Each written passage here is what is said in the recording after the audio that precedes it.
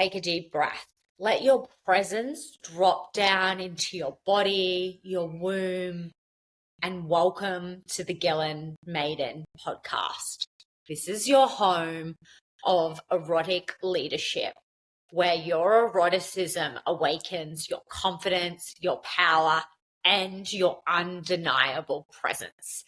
In today's episode, I'm going to be getting real with you about something most leaders do not have the courage to share openly. What do you do when you fail? I'm going to break down my year because we're on the 11th of December, and I don't know a woman this year who hasn't been in the thick of it in some capacity, whether that's in business, relationship, leadership. Every woman I know has been invited this year to really raise her standards and to get clear about the things that are no longer aligned with who she is becoming.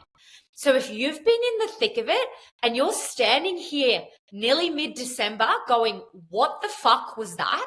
I want you to know you're not alone. If I was to give this year an energy or an archetype, this personally is my tower year. It has been absolutely fucked in every single way. I have been through a lot in my life, and I would rate this year up there with one of the most difficult years of my life. And that's not something I say fucking lightly. It has challenged me in every single way. In fact, I would have said until this week that the only thing that I haven't had to navigate this year is a health challenge, and the little universe dropped a cherry on top of this year that was a little health challenge for me to navigate. And I'm going to share with you really openly and transparently what's happened, how I've navigated it, and that I'm still fucking in it. Let me tell you that. So I had grand plans for this year. I started this year setting up the launch for what was going to be one of my biggest offerings yet. We pumped a heap of money into it, a heap of resources into it, and I was excited for what this was going to initiate. And here's the thing, that launch failed massively. And if I'm really honest with you, I knew it wasn't right. But I was so attached to the form, to the direction that I had set out on, that I didn't listen to my intuition. And that is one of the biggest things that I will take from this year, is I don't care who I'm working with, what momentum I've started. If I get a signal from my intuition that says no, I will stop it there and then, because there were 3 times that I didn't listen to my intuition because I didn't fucking want to, because it was inconvenient, because I had set a plan to go one way and my intuition was like, nah. And I want to share that with you because I teach women this, and I am still human. I'm still human and learning and evolving, and sometimes I don't want to listen to the really fucking uncomfortable, inconvenient gifts that my psychic abilities provide me with. One of those that I faced this week. And so here I am. It's January 2025. My team is spending a lot of time setting this launch up. And my body, the person I'm in training with, wants me to do it a certain way, and my body just contracts, and I go, no, that is not the best representation of me. That was the first time that I should have stopped it. Because what this person was asking me to do wasn't in resonance with my body. But because I trusted this person and their skills, I trusted them more than I trusted my own intuition. And I will never, ever, ever, ever, ever, ever make that mistake again, because that mistake cost me thousands of dollars and a lot of wasted time, energy, and resources. And then the day before the launch, I wake up and I see this big boulder in front of my business and I go, fuck, this isn't going to work. And there is this soul deep, undeniable knowing that what I thought was going to go ahead isn't going to go ahead the way that I hoped. And so I pulled things a little bit. I took a step back, I recalibrated, I spoke to this person I was working with, and we created a new strategy. And honestly, I thought that was enough to move the needle forward, but I didn't get a confirmation from my spiritual team on this. And the launch failed. It didn't convert. And the day after that, I'm sitting in Kitan in Bali, and I see my entire business and life and this boulder just crumble on top of me. And I am literally laying on the rubble of my life, of my business, going, what the fuck? What I didn't realize at the time, that this was just the start of the undoing of who I was. So I've come back to Australia, and whilst that launch not working out the way that I had hoped wasn't great, there was a lot of grief, I still had other things in the pipeline, so I wasn't worried. But then I arrived back in Australia, and within 3 days of arriving, all of the revenue that was coming in from different income streams just got pulled. And there will come a time when I sit back and I laugh about this and go, that was fucking wild. There's still a little bit of sadness there, if I'm really honest with you, because I had to watch what some people would earn in a year disappear out of my business. And I then had to sit in the grief and the holy fuck, what do I do? So how do you rebuild when everything has literally crumbled to the ground, when how you were operating before is no longer viable for where you're going? And so I tried to set stuff up how it worked before. But here's the thing, when you jump timelines. When you jump timelines and you step into a more expansive, a higher level of service, of initiation, it doesn't matter how you operated before or what you did. Leading, acting, and setting your business up from that aspect will not work. I tried it. And no matter what I did, no matter how much I pushed, no matter how much I tried to get things to move, there was no momentum. And this is what we don't speak about when we collapse timelines, is when you're in your new timeline, you will be able to see the old one playing out. You just can't fucking touch it anymore. And that is really annoying, right? So here's me. I'm now in the middle of the year.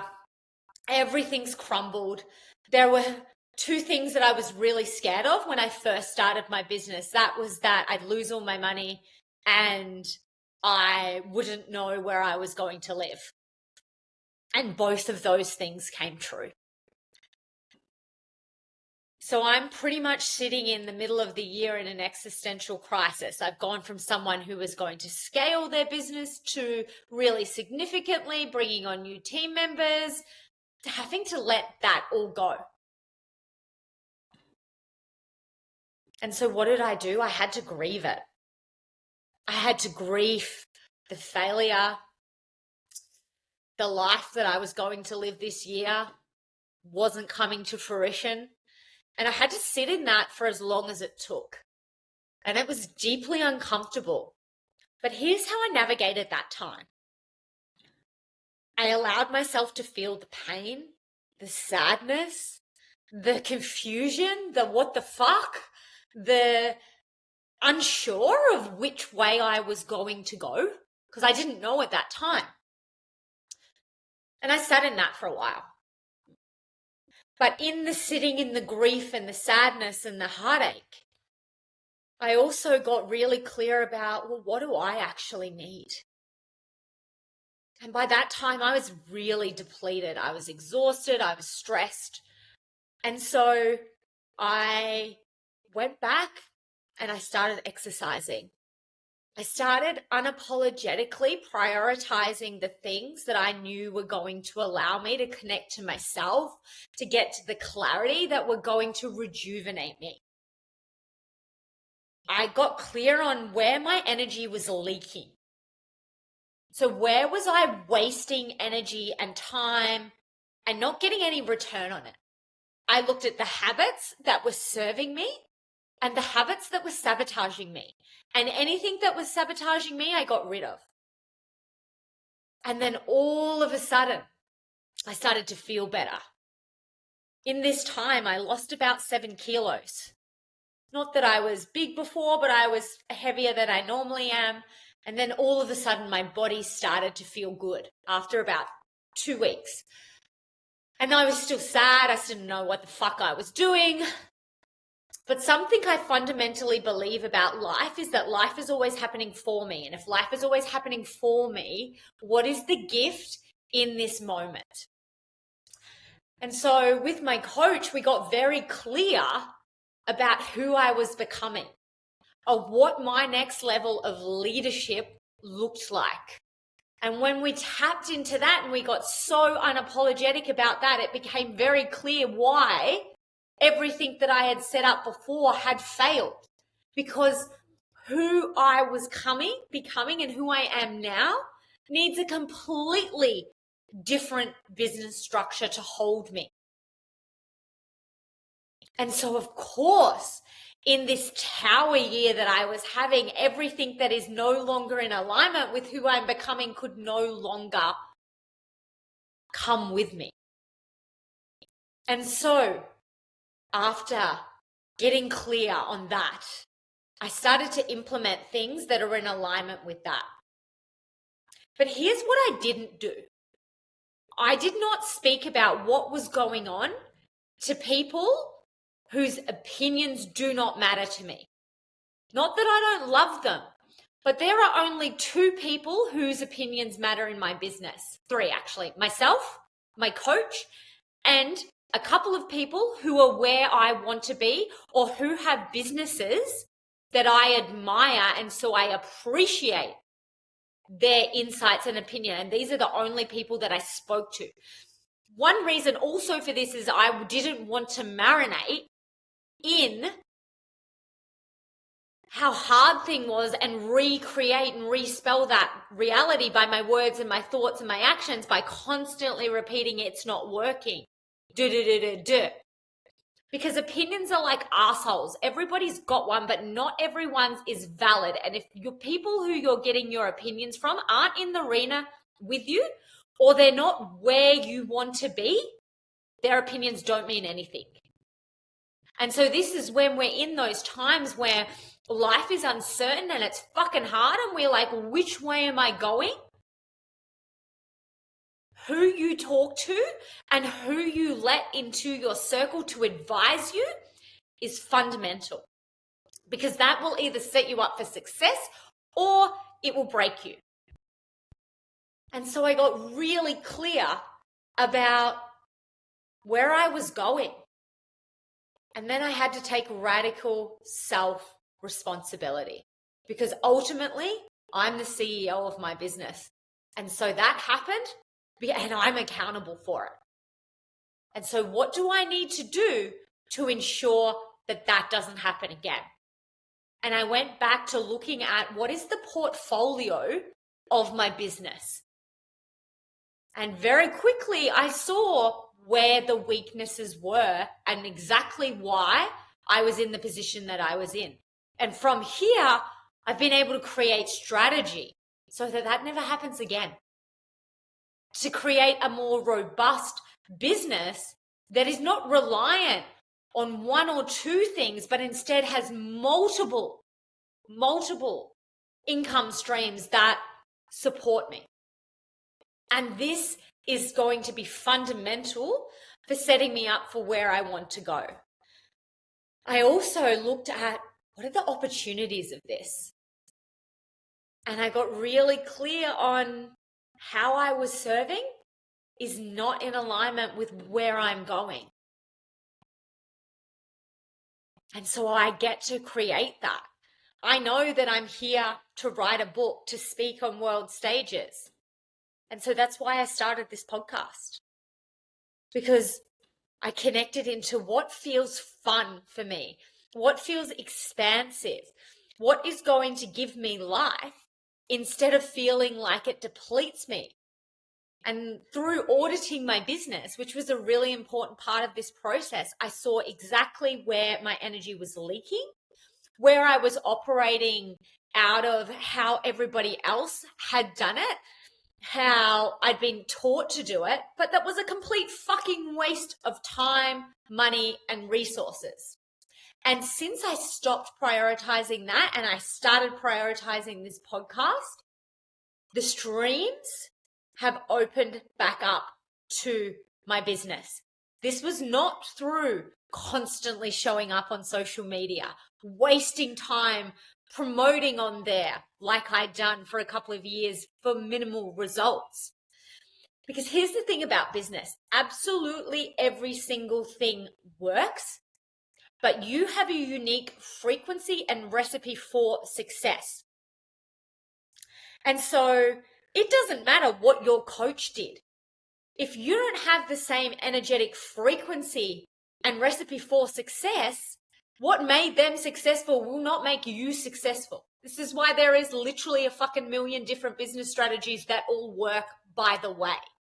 However, most coaches don't teach you this because they, through lack of their own awareness, will teach you the thing that worked for them because it worked for them, not realizing that there are a million other ways that actually can be successful. And this podcast has generated me more revenue, more income than I've gotten from Instagram in 2 years.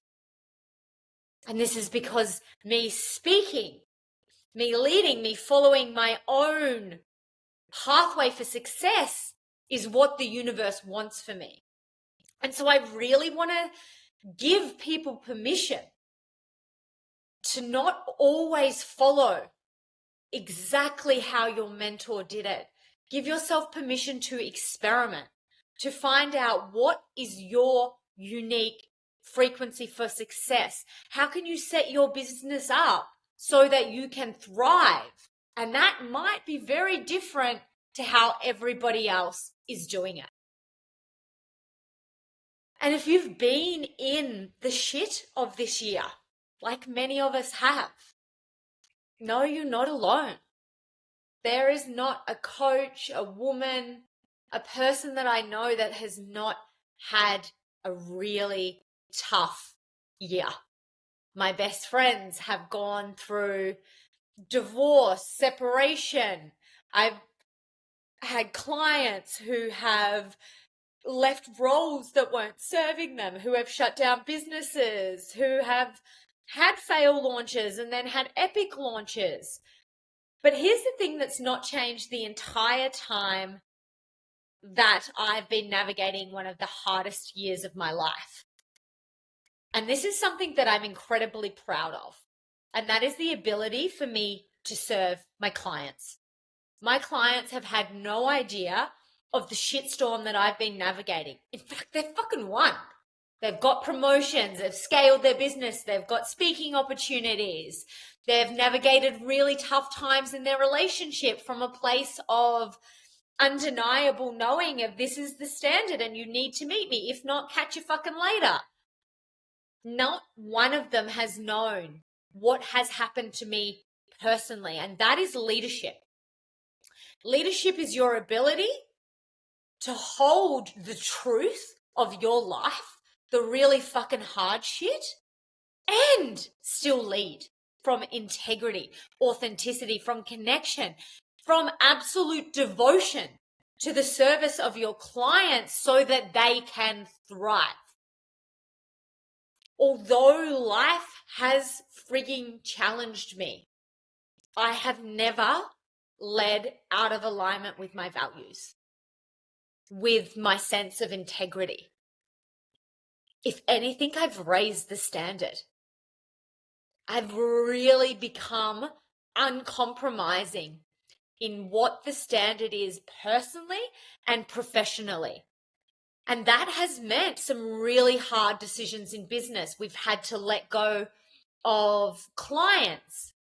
We've had to have really hard conversations with other clients and collaborators when expectations weren't met, when boundaries were trying to be pushed about what it is like to partner with us. Because here's the thing, as women, we consistently compromise ourselves and self-sacrifice. And there is really an invitation not to do that, to allow yourself to be uncompromising in who you are, what you're here to do, and the fucking standard of your life, especially in the hard moments. Because it doesn't matter who you are when shit is going good, when things are flowing, when things are easy. It's fucking easy. The caliber of who you are and how you lead shows up in the moments when things are really fucking tough, because that is when you're actually tested. That is when who you are, truly who you are and how you lead, gets to shine.